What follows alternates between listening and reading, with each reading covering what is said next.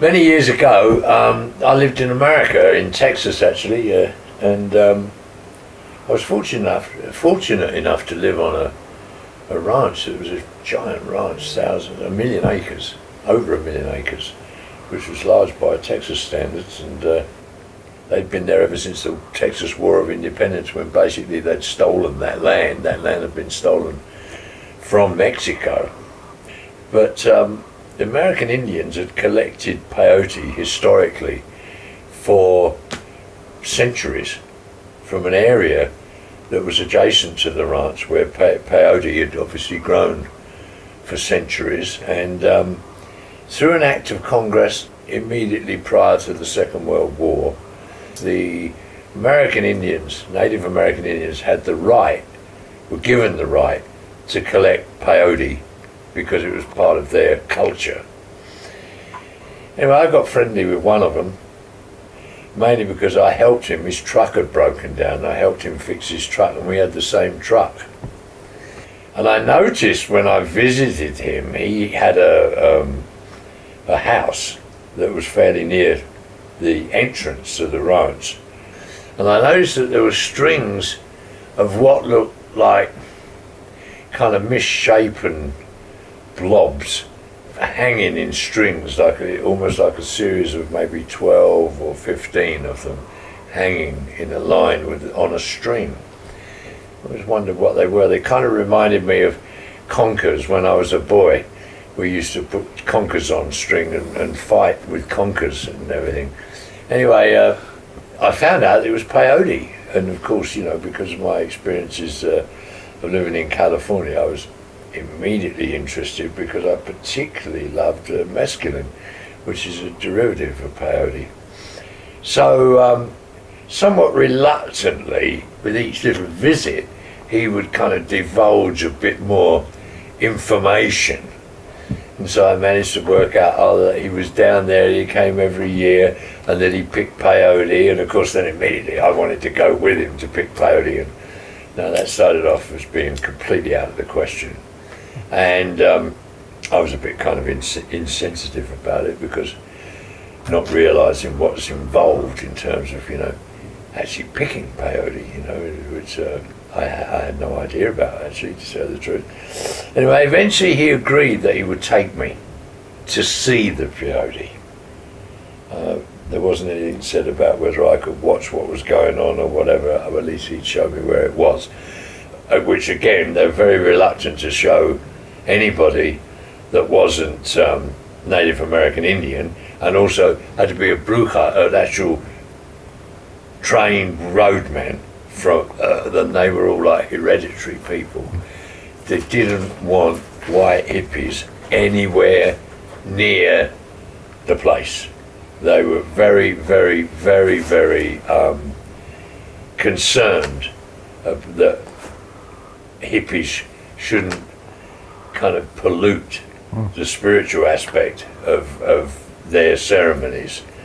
So this was a great concern for the Native American Indians. Anyway, eventually we went. Early one morning, he picked me up in his pickup truck, his ute. Off we went, and just like anywhere else on the ranch, was grass growing, and in between, in the grass, there were peyote buttons everywhere. I was watching that, and and it all looked, okay, what do you do? Do you pick them or what, And then he said I had to stand in one place, stay there, don't walk around because you could tread on them or whatever, but don't move. He's going to go and collect some buttons. Oh, okay. So he had a kind of knife that, it was a knife that looked like a chopper from a Chinese restaurant. The guy in the restaurant had, one of those ones that they kind of chop chickens' heads off with or whatever. It was a weird looking thing. Anyway, he walked around, and every once in a while I'd see him bend over and do this kind of movement with it and pick up a bag, and he had a bag and he put it in the bag. And okay. I can never quite work out why he picked some and didn't pick others. and I think that was why I couldn't be like close to it. He wanted me just to stay, you know, so he could get into that certain kind of spiritual zone. And I found out later that that's one of the skills that they have, is that you can't just go and pick peyote. There's certain buttons are psychoactive, other buttons aren't, and knowing which is part of the skill, the mystery, the magic of the whole process. So that was interesting. Anyway, so we eventually left and we went back to his place, and I watched him and a guy that was, I don't know, his offsider, his right hand man. They both put with a needle and a string, strung all the peyote on strings, you know, that kind of long, couple of feet long, with maybe 10, 12 buttons on the string, and they hung them up on the porch, and that was that basically. And then in the following visit, I was very fortunate that I arrived there. I called on them, they hadn't come to get me, and they were just about to start preparing the peyote for going back. They came from somewhere in the Pacific Northwest, Washington State. They'd come right across America to collect it. And so I got to see what they were doing. So they took the strings down with this now very dry buttons, completely dry, and put them in they had a mortar and pestle, big one, big round one like this.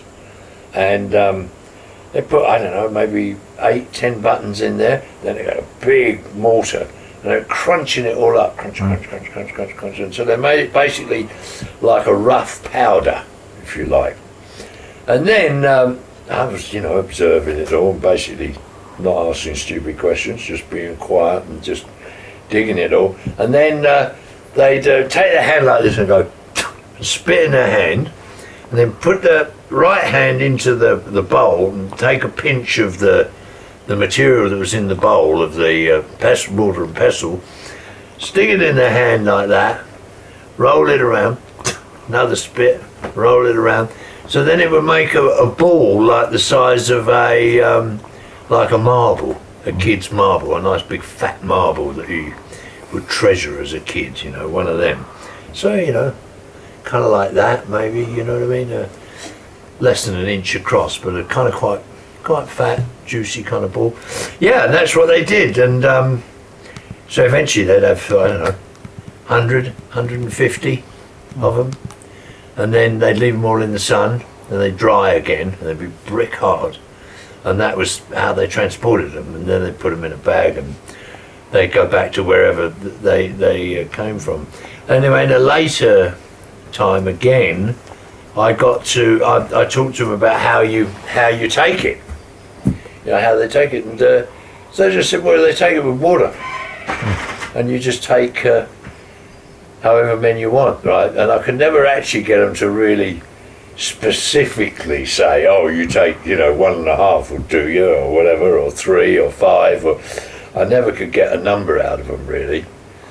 So this is, of course, a long time ago, so I'm trying to think. I think I had 3, and that caused considerable disturbances in me. But that's not really what I want to talk about here. I'd just rather stick to describing how these people came annually to Texas, collected their sacrament, basically, as part of their Native American church, and took it back to their various tribal groups all throughout the Pacific Northwest, and of course other parts of America. But at that time there was considerable concern about hippies being involved in the sacraments to the detriment maybe of the special status that the Native American Church enjoyed. The Grateful Dead, bless them, in a sense, were in part helped to ease people's concerns. We did a benefit for the Indians, and I remember we raised $18,000, which in 77 73, 74, somewhere in there. It was a lot of money. And at the end of this benefit, I asked Bill Graham, who was the promoter, had he paid the Indians? He said, yeah, they've been paid, no problem. So everything was really cool, the gig was over and we were all hanging about, and there were still lots of Indians hanging about, which I couldn't quite understand quite what was going on there. So eventually I spoke to Rolling Thunder and said, you know, it all looks a bit strange, is everything okay, you know? So he said, well, we're waiting to be paid, you know, for the money. And I said, well, I spoke to the promoter said he paid it. He paid the Indians, you know what I mean? So Rolling Thunder said, no, he didn't pay me. You know, we're supposed to get the money.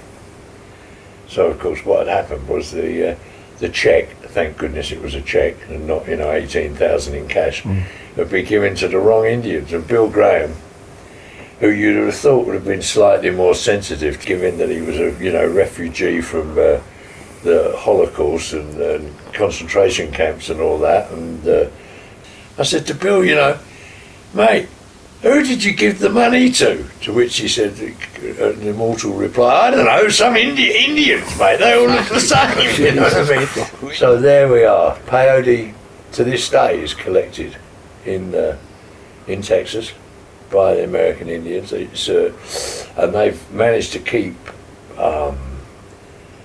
the alternatives, us lot, hippies, out of the frame.